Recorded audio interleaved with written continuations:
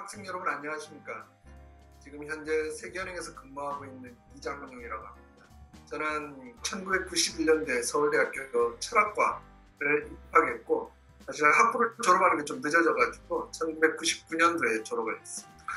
현재 세계은행에서 하고 있는 업무는 IT 쪽 우리가 흔히 말하는 엔터프라이즈 아키텍트라고 그러는데 쉽게 말하면 이제 비즈니스와 IT를 연결해가지고 어떤 식으로 그 비즈니스를 전략적으로 그 IT를 이용해서 서포트할 것인가를 지원하는 업무를 맡고 있고 그것과 동시에 이제 세계은행 내 내부 프로세스 개선을 위한 비즈니스 프로세스 매니지먼트 BPM이라는 분야를 지금 담당하고 있습니다. 2009년에 월드뱅크 그룹 내 IFC라고 국제금융공사에 금융 IT 프로젝트를 담당하는 프로그램 매니저로 채용이 돼서 일을 시작하게 됐습니다. 그리고 나서 공적 부분을 지원하는 IBR로 옮겨서 일을 하고 있습니다. 지금 일을 한 지 현재 11년이 됐습니다. 네. 제가 그 IFC로 들어올 때 그 요구되었던 그 경력 상황이 뭐냐면은 금융에 관한 지식, 투자나 금융 상품에 관한 지식, 멘트 매니지먼트 경력, 그리고 제가 그 월드뱅크 입사하기 전에 컨설팅 경력이 좀 있었는데 그러한 어떤 컨설팅 업무 추가로 이제 IT에 관한 지식 이 정도가 제가 사실 취직할 때 필요로 했던 경력과 기술이라고 말할 수 있을 것 같아요. 99년에 서울대학교를 이제 졸업을 하자마자 저는 당시 일본으로 갔었어요. 당시 여러분도 아시겠지만은 IMF 시대라 그래가지고 국내에서는 거의 취직이 안 될 때였었는데 사실은 제가 학교 다닐 때 그 당시 처음 생겼던 그 교환유학 프로그램으로 일본을 갔던 게 계기가 돼서 그 졸업을 할 때 눈을 돌려서 좀 넓게 봐가지고 제가 일본으로 가게 됐어요. 그래서 일본으로 취직을 했는데 당시 이제 앤더슨 컨설팅, 나중에 액센처로 이름 바뀌었어요. 앤더슨 컨설팅에서 제가 금융 부분 컨설턴트로 처음 일을 시작하게 됐어요. 그리고 나서는 중간에 한번 이제 제 클라이언트였던 하트포드 생명이라는 보험회사인데 제가 스카웃돼서 금융 비즈니스 컨설팅을 하다가 2009년에 IFC로 들어오게 됩니다. 각 나라별 그 국적자의 정확한 숫자는 실질적으로 발표가 되어 있지 않고 또 공유되어 있지 않습니다. 다른 나라의 경우 같은 경우는 많은 경우가 또 이중국적도 많고 그렇기 때문에 그 대신에 저희가 이제 참고를 하고 있는 게 이 월드뱅크 배에서 각 나라의 출자 비율, 결국은 이 출자 비율 자체가 의결권을 얘기하는 거기 때문에 어느 정도의 월드뱅크 그룹 전체 내에서 영향력을 가진다는 거라고. 현재 미국이 16.8% 정도로 가장 강력한 의결권을 가지고 있고 일본이 그 뒤를 이어서 7.2% 정도, 그 다음 중국도 한 4%, 독일도 4%. 참고로 이제 저희 나라 같은 경우는 현재 약 1.6% 정도의 출자 비율을 가진 셈입니다. 이제 스태프들 비율도 보통 그 정도 맞추는 게 일반적인 이야기인데 현재 한국 정직원 숫자가 약 110명, 파견자를 빼고 나서 약 110명 정도이기 때문에 출자 비율에 비해서는 상당히 부족한 편이긴 합니다. 그리고 이제 가장 중요한 얘기는 월드뱅크 내에서 우리가 어떤 안건에 대해서 의결을 할 때 85%의 회원국이 찬성을 하면은 통과가 되게 됩니다. 회원국들 중에 유일하게 단독으로 15% 이상 가지고 있는 나라가 미국이거든요. 그러니까 무슨 말이냐면 다른 나라들이 아무리 어떤 안건에 대해서 찬성하더라도 미국이 거부를 하면은 그 안건은 거부가 된다는 거죠. 실질적으로 지금 현재 월드뱅크 내에서는 유일하게 단독으로 거부권을 가지고 있는 나라는 미국. 그만큼 이제 파워가 세다는 얘기가 되겠죠. 단순한 이제 16%라는 숫자를 넘어서. 월드뱅크 그룹 전체 지금 현재 한 17,000명 정도입니다. 글로벌로. 한국 직원 이 숫자는 이제 지난 5월 1일 기준 이 롱텀 스텝, 흔히 말하는 이제 정직원으로 분류되는 스텝이 111명이었고 JPO라고 그래서 한국 정부에서 펀딩을 해서 월드뱅크 내에서 정직원과 똑같은 대우를 받으면서 일단 2년을 근무할 수 있는 주니어 프로페셔널 오피서라고 있습니다. 이게 5월 1일 현재 8명이었고 그리고 이제 저희가 컨설턴트가 두 종류가 있는데 숏텀 컨설턴트라고 해서 1년에 150일만 일할 수 있는 컨설턴트가 있고 그 다음에 365일 똑같이 일하고 그 다음에 또 직원과 똑같은 복지 혜택을 받는 1년 단위 계약직 최장 2년까지 일할 수 있는 ETC라는 제도가 있는데 Extended Term Consultant라고 하는 ETC라는 제도가 있는데 이 제도 하에서 지금 채용된 분들이 5월 1일부로 11명 그리고 그 외에 이제 한국 정부나 기관에서 파견 나온 분들이 일부 지금 현재 와 계십니다. 한국 직원들 보통 이제까지 보통 0.6%나 0.7% 정도의 비율로 계속 추이가 되고 있었는데 1.6% 정도 출자 비율에 비해서 스텝이 너무 국적자 스텝이 너무 작아서 2017년, 18년 이후에 한국 정부가 많은 노력을 기울여가지고 그 한국인 국적자만 따로 특별 채용하는 프로그램을 좀 많이 했었어요. 2년 연속으로 했었거든요. 당시 이제 총재님도 그 한국계였던 김용 총재부에서 많은 힘을 받아서 한 결과 당시 그 2년간 한국 스텝 수가 거의 2배로 늘었거든요. 2배로 는 결과가 지금 현재 한 110이거든요. 그렇게 생각하면은 아직까지도 많이 부족한 부분이 많은 거죠. 사실은 이제 여러 가지 경로가 있어서 뭐 어떤 이런 길이 있다라는 어떤 정답이 있는 건 아니고 또 경력직으로 들어오는 분들이 한 반 정도 되시고 그 다음에 이제 흔히 말하는 아까 계약직으로 들어오셨다가 거기서 이제 스텝으로 전환되시는 분들 이제 그렇게 하는 분들이 거의 50% 가까이 됩니다. 대부분 하시던 일들은 되게 다양한데 다만 기관에 따라서 약간 성격이 다른데 국제금융공사 같은 경우는 보통 민간 투자 업무를 담당하기 때문에 그쪽으로 오시는 분들은 컨설팅 회사나 인베스트먼트 뱅크 같은 출신들이 많습니다. 저 같은 경우도 컨설팅 회사 출신이고 그 다음에 이제 대학원 같은 경우는 보통 이제 MBA 출신들이 많아요. 또 비슷한 경력이 이제 그다음 미가는 월드뱅크 그룹 내에서 우리가 흔히 말하는 기관에서 이제 보험을 담당하는데 이쪽에 계신 분들도 대부분 보면 민간에서 금융 쪽에 많이 계시던 분들, 금융에서 언더라이팅이라든지 이런 업무를 담당하시는 분들. 그 다음에 우리가 IBRD라는 공적 부분을 지원하는 부분에 계신 분들은 그분들이 어떤 분야를 담당하느냐에 따라서 이제 백그라운드가 전부 다른데 예를 들어서 에너지 섹터 같으면은 에너지 전문가라든지 에너지 관련 기관에서 일했던 분들. 그 다음에 뭐 도시 관련이면은 도시공학을 전공했던 분들. 그다음 보건이면 보건 헬스를 전공했던 분들. 그러니까 사실 월드뱅크 캐리어는 국제관계, 국제개발학이라고 이렇게 단순하게 생각하기 쉬운데 꼭 그렇지만은 않고 오히려 국제관계학을 하더라도 정확하게 자기가 그 안에서 어떤 특정 분야에 대한 스킬셋이 있느냐가 되게 중요한데 요즘에 이제 들어오시는 많은 젊은 분들이 특히 이제 많이 가지고 계신 스킬, 그 다음에 이제 월드뱅크가 요구하는 스킬이 데이터 분야, 빅데이터, 블록체인이라든지 AI라든지 흔히 말하는 우리가 이제 디슬럽티브 테크놀로지라고 그러는데 그런 신기술들을 이용해가지고 국제 개발에서 우리가 어떠한 일을 할 수 있을까에 대한 논의가 상당히 많이 되고 있기 때문에 그런 의미에서 이제 국제사회가 어떠한 그런 도움을 원하느냐, 아니면 어떠한 스킬셋을 원하느냐가 명확하기 때문에 그런 경우에 맞춰서 월드뱅크 자체 내에서 채용하는 사람들이 어떤 그런 경향을 따라가지 말아요. 현재 정직원으로 계신 분들이 어떤 경로를 통해서 들어왔나를 봤을 때 반 정도가 이제 그런 컨설턴트 출신이었거나 컨설턴트에서 전환된 분들이라는 그 숫자만 보면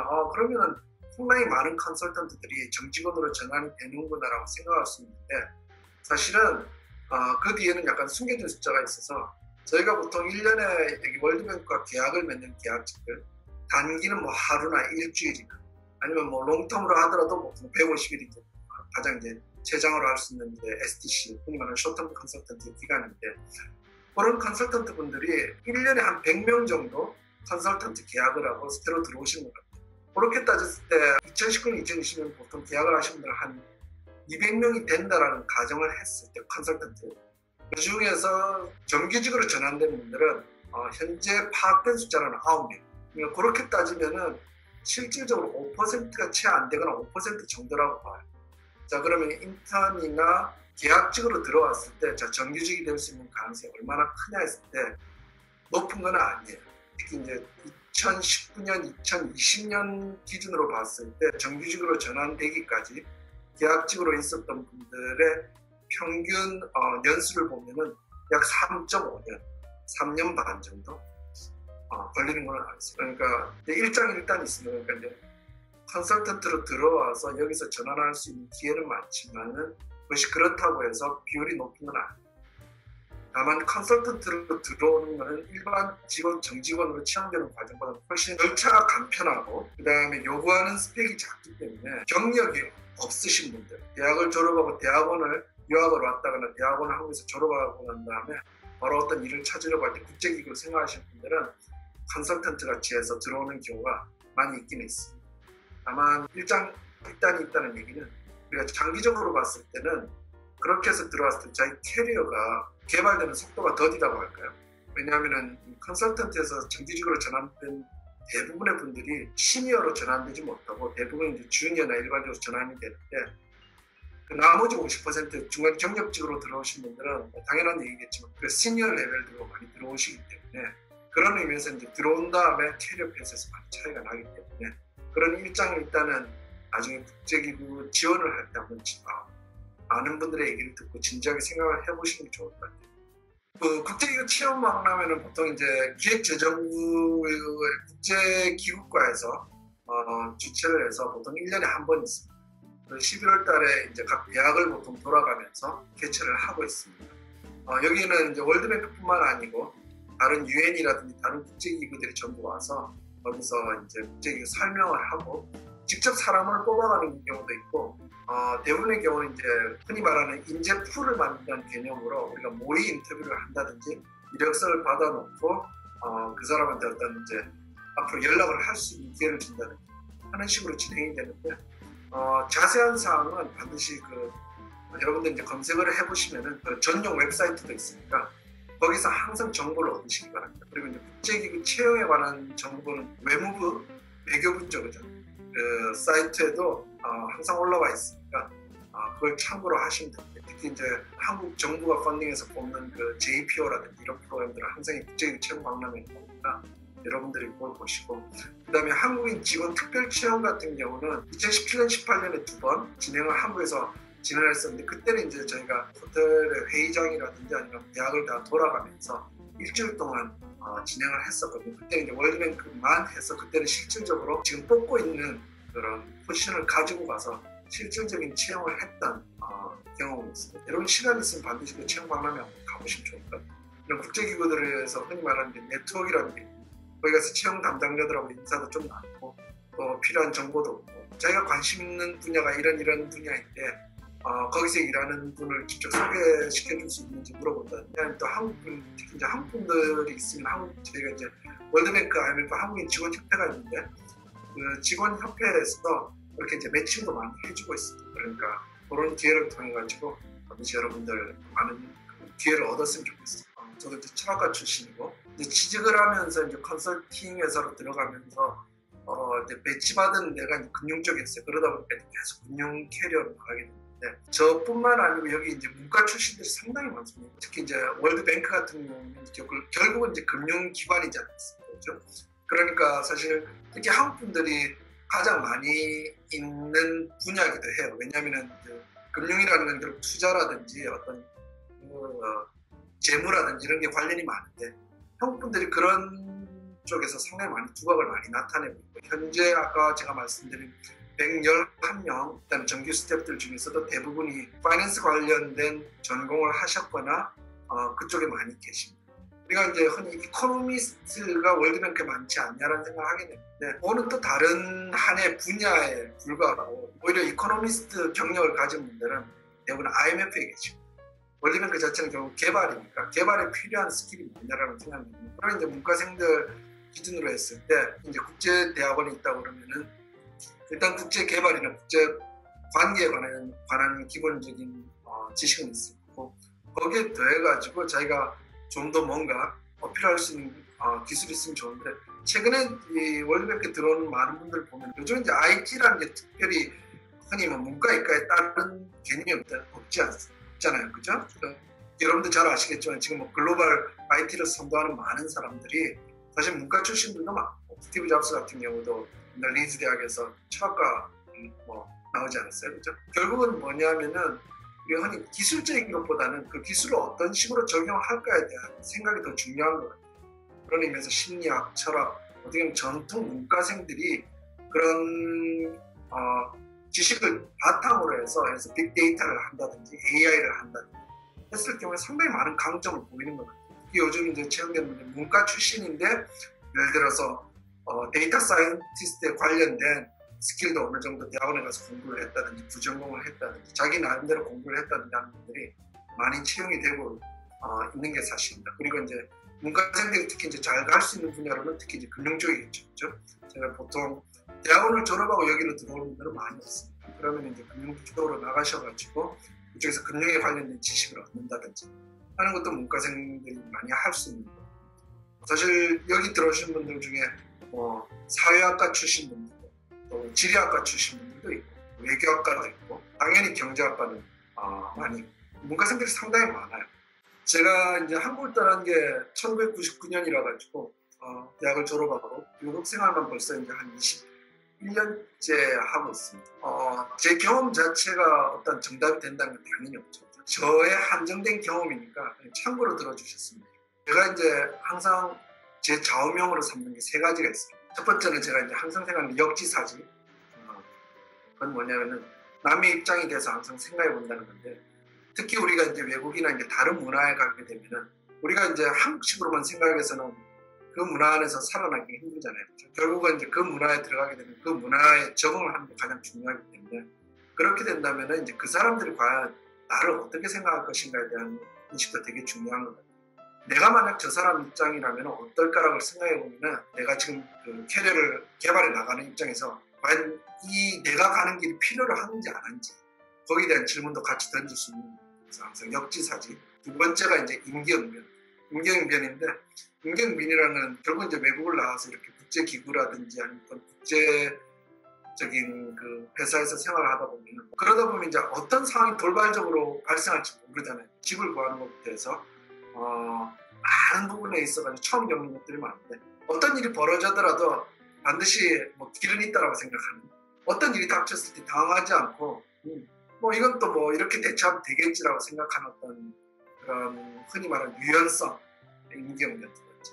그럼 마지막으로는 제가 이제 자화자찬인데, 제가 왜 자화자찬이라고 하냐면 이제 외국에서 생활을 하고 이렇게 거기서 제가 그런 환경에서 일하다 보니까 자신감을 잃는 경우가 참 많았어요. 그렇게 되면은 결국 거기서 살아남기 위해서 중요한 거는 자신에 대한 자신감과 자신에 대한 믿음입니다. 내 자신에 대해서 내가 스스로 칭찬을 해주는 거예요. 야, 오늘 잘했다. 오늘 이걸로 정말 네 성공한 거야라고. 특히 이제 우리가 이제 잡 인터뷰를 할 때 제가 많이 경험해 봅니다. 저를 포함해서도 그렇고 제가 인터뷰를 했던 많은 한국 학생들이나 외국 학생들이 볼 때 차이점이 뭐냐면은, 외국 학생들은 자기가 한 일에 대해서 되게 이렇게 자부심을 가지고 약간 과장이 되더라도 많이 설명을 잘 해요. 그만큼 제가 자신이 있다는 얘기입니다. 근데 이제 한국은 보통 이제 겸손의 미덕이라 그래가지고 100을 하더라도 남한테 얘기할 때는 좀 약간 겸손해서 80만 얘기를 한다는 그런 건 아닌데, 그게 이렇게 외국에 나와서 생활하다 보니까 결국 도움이 되는 건 아닙니다. 흔히 말하는 약육강식 같은 국제사회에서 살아남기 위해서 자기 자신에 대해서 좀 더 이렇게 믿음과 자신을 가진 자아자찬, 그래서 역지사지, 임기응변, 자아자찬, 그 세 가지가 항상 제가 외국 생활을 벌써 이제 20년 넘게 하면서 가진 생각이고, 어떤 외국에서 취직을 한다면 국제기구를 나갈 때 인터뷰를 한다거나 뭐 어떤 이력서를 보냈을 때 중요한 거는 자신을 어떤 식으로 차별화할 것인가. 그 차별화라는 게 상당히 중요한 것 같아요. 왜냐하면 많은 사람과 경쟁을 할 때 뽑는 사람이 왜 나를 뽑아야 되냐. 남들과 다른다는 게 자기한테 약점이 될 수도 있지만 때로는 아주 독특한 것이 강점이 될 수 있어요. 제가 일본에 이제 IMF가 터져가지고 제가 무작정 정말 일본에 있는 당시 앤더슨 컨설팅, 사실 앤더슨 컨설팅 본사에다가 제가 여기서 한번 일을 해보고 싶다고 해서 메일을 보냈었는데, 그 사람들이 저한테 네가 과연 그러면은 우리 회사에 줄 수 있는 것이 무엇이냐 라는 질문을 했었어요. 그래서 제가 난 다르다. 뭐가 다르냐. 난 철학을 했고 교환영어를 하면서 일본에 대해서 또 많이 좀 알게 됐고, 그런 의미에서 내가 한국과 일본을 어느 정도 아는 상태에서 미국의 회사를 지원하는 게 나 같은 경력을 가진 사람 많이 없을 것 같다. 그러면 특히 컨설팅 회사 같은 경우는 다양한 사고를 요구할 텐데 거기서 내가 도움이 되지 않습니다. 그럼 나는 이제 대학을 졸업한 입장밖에 안 되니까 내가 이미 많은 것을 가지고 있을 거라고 생각하는 만큼 빨리 배울 수 있다. 베스트 러너라는 거. 그런 식으로 이제 이건 한 가지 예가 되는 거예요. 자신을 어떻게 차별하냐.